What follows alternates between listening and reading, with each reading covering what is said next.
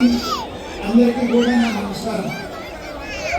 ఈ మధ్య చెబుతున్నటువంటి మాట ఈ సందర్భంగా మరి మీరందరూ కూడా ఏ రకమైనటువంటి ఇబ్బంది ఉన్నటువంటి పరిస్థితి కాదు.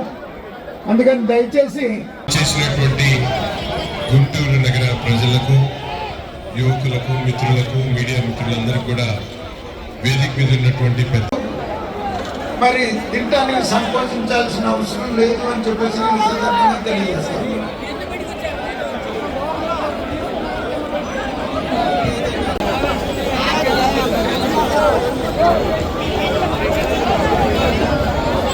నమస్కారం. అసోసియేషన్ ఈ ఏర్పాటు చేసింది.